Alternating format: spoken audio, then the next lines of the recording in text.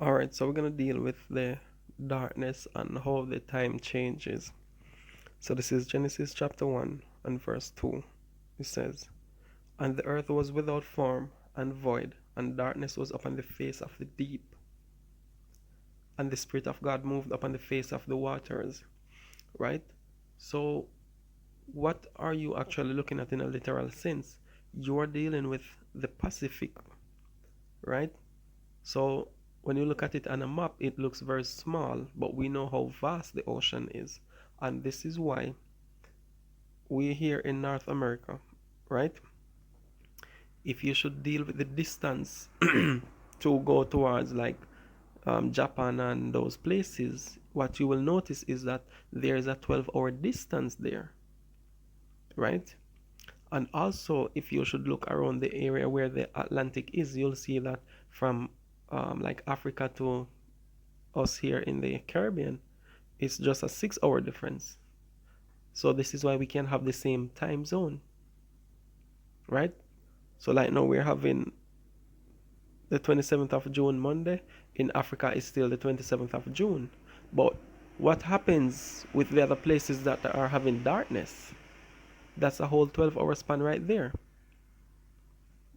This is why Japan and those places again are like 12, 13 hours ahead. So that's when it says, and God said, "Let there be light," and there was light, right? So the sun is coming where? The region of the Pacific, going towards Japan, the islands of the seas, right? Going towards the land, Russia, China, coming all over Europe, Africa, and back to the Caribbean. And that's how the calendar date changes by the movement of light. Darkness cannot determine time. Time is determined by the movement of light, right? So it's very important for us to understand that. After that 12-hour period of darkness, once the light comes back again, you move into the first hour of a new calendar date,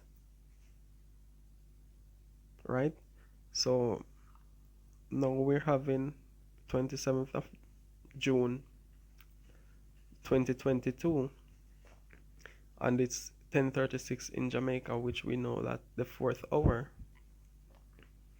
So after we complete 12 hours of light for the 27th of June, at the end of that is going to begin um 12 hours of light completed, then we're going to begin 12 hours of darkness, and that's a calendar date for the solar lunar hours or clock, right?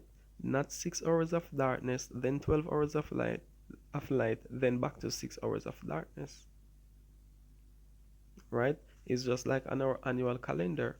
You go through spring, then you go through summer, then you go through fall, then you go through winter. You do not go through part of winter, then spring, then summer, then fall, then winter again in December, then January again you start with winter. You don't go through that confusion, right?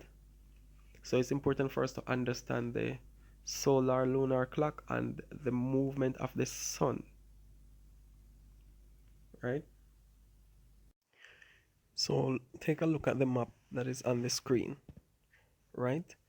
We can see the Pacific Ocean is between Asia and the West, right? Now, what would happen if you were to sail from, say, Japan to come back to Jamaica? You would notice that you would do what with date? You'd leave from one date and go back in time. And this is also the circuit that it's talking about with the earth. When you go the direction where the sun travels, you travel with the date, right? So this is why you see the timing on earth and dry land is very different from crossing this vast amount of ocean. You're changing between darkness and light. You're changing between calendar dates, right? So that's why people in Asia, if they want to go to South America, they're not going to travel across the Pacific Oceans, right?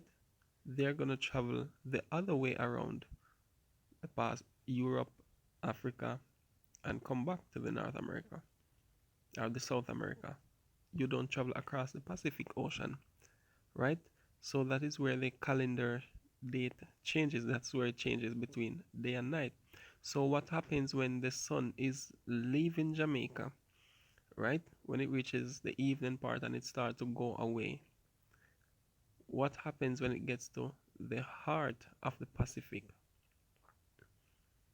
There's changing is about to change in parts of Asia.